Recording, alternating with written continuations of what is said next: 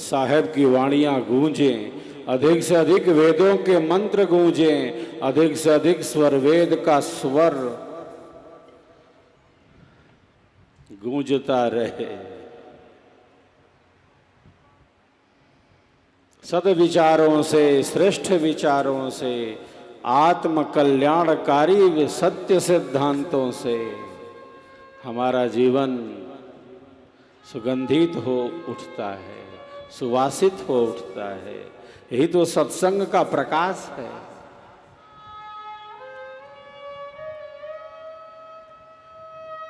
इसीलिए साहब कहते हैं, एक घड़ी आधी घड़ी, आधी में पुनियादि। कबीर कबीर संगति साधु की, कटे कोटि अपराध, कटे कोटि अपराध। ये सत्संग हमें आंतरिक रूप से शुद्ध बनाने के लिए है, हमारे मन की सर्विसिंग करने के लिए है, हमारे विचारों को स्वस्थ बनाने के लिए है, हमारे विचारों को पवित्र बनाने के लिए है। इसीलिए बारंबार सत्संग की आवश्यकता ही नहीं, अनिवार्यता है। अनिवार्य है सत्संग, केवल आवश्यक नहीं, अनिवार्य है। संसार में बहुत कुछ चीजों को हम ग्रहण करते रहते हैं, बहुत सारे हीन निरर्थक विचार हमारे मन में होते हैं।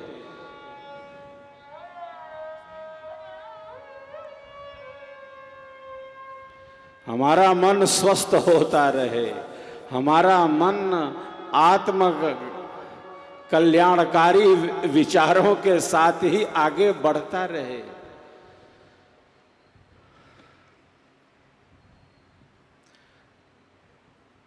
जिस प्रकार हमारा मन मनन करता है, जिस प्रकार हमारा मन मनन करता है और हमारी बुद्धि उसका विवेचन करती है,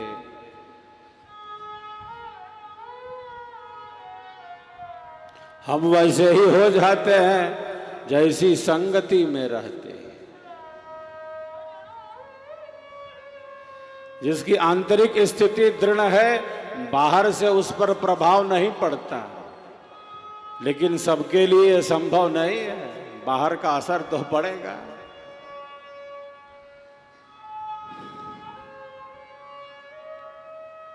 सत्संग अधिक से अधिक हो, स्वरवेद की वाणी, सदगुरु की वाणी जन जन तक पहुंचे, साहेब के भजन, साहेब की साखियां जन जन तक गूंजे, वेदों के मंत्र गूंजे।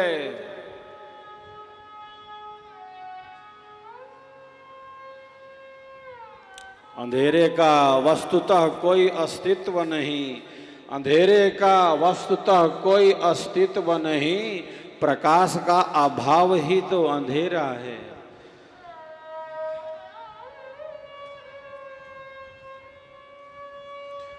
जितना हम प्रकाश के साथ आगे बढ़ते जाएंगे, जितना हम प्रकाश के साथ आगे बढ़ते जाएंगे, हमारा अंधेरा हमसे दूर भागता जाएगा, नष्ट होता जाएगा।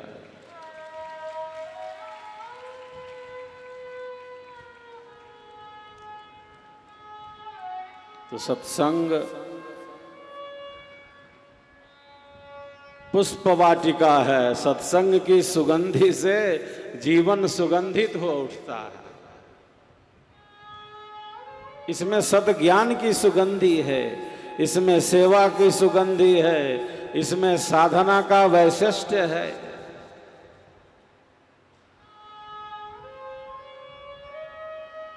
इसीलिए हमारे विचारकों ने कहा, मनीषियों ने कहा, श्रवण कहा प्रथम कहा श्रवण, सद विचारों का श्रवण करना, आत्म कल्याणकारी विचारों का, जो हमारे लिए अच्छा है और केवल हमारे लिए ही नहीं सबके लिए अच्छा है, देश समाज राष्ट्र विश्व के लिए उपयोगी है, ऐसे सद विचारों का अधिक से अधिक श्रवण करना। भद्रं कर्णेभिः शृणुयाम देवा भद्रं पश्येमाक्षभिर्यजत्राः।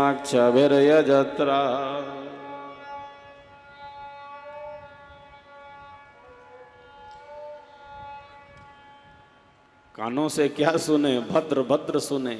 कानों से क्या सुने? कल्याणकारी सुने, जो हमारे आत्म कल्याण में उपयोगी हो। ऐसी वाणियों को बार बार सुनते चलें, बार बार सुनते रहें, निरंतर सुनते रहें, जो हमारे लिए अच्छा हो। सत्संग का ही श्रवण करते रहें, सद्विचारों का ही प्रकाश फैलाते रहें।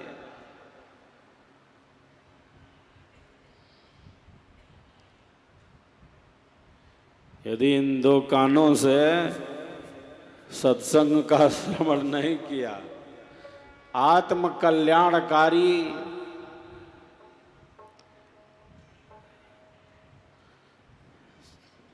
श्रेष्ठ सिद्धांतों का श्रवण नहीं किया, यदि इन दो कानों से, ये जो दो कान हैं हमारे आत्म कल्याण में बहुत उपयोगी हो सकते हैं।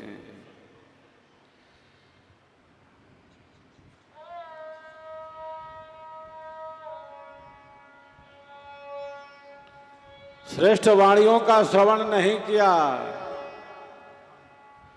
तो जैसे ये दो कान न होकर सांप का बिल बन जाए, सांप का बिल बन जाए।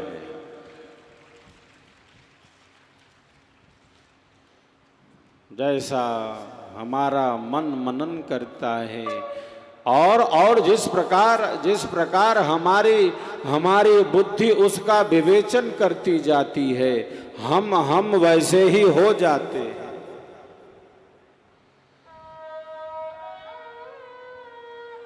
तो जितना हम इस संगति में रहेंगे, इस आध्यात्मिक ऊर्जा के साथ रहेंगे,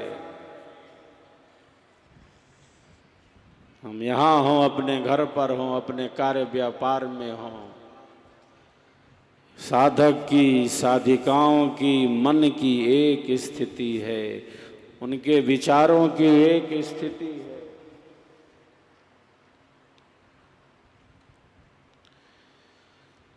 वो जहां भी है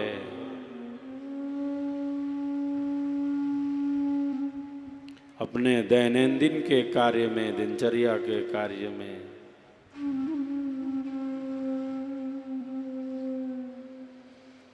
एक श्रेष्ठ स्थिति में है, उसके मन की एक स्थिति है, उसके विचारों की एक स्थिति है, उससे नीचे नहीं आ सकता वो, उसका एक मंडल है। जैसे फ्रीक्वेंसी सेट कर दी जाती है वहीं पर सेट हो गई हो। वो जहां है वो वहां है, वहां से नीचे नहीं आ सकता। उसके मन की, उसके विचारों की, उसके अंतःकरण की ऐसी स्थिति है। आगे नहीं बढ़ पा रहा है तो जहां है वहां है। आगे नहीं बढ़ पा रहा तब इसका अर्थ ये नहीं है कि वो पीछे लौट जाएगा। वो पीछे नहीं लौट सकता। जहां खड़ा है तो खड़ा है, अब बढ़ेगा तो आगे ही बढ़ता जाएगा, पीछे नहीं लौट सकता।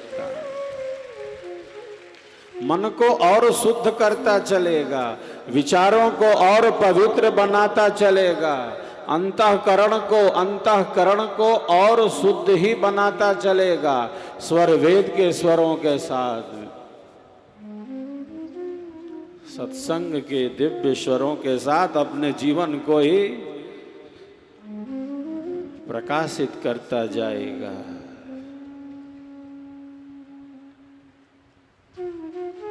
जो स्वयं ज्ञान में है, जो स्वयं सिद्धांत में है, जो सेवा में है, जो सत्संग में है,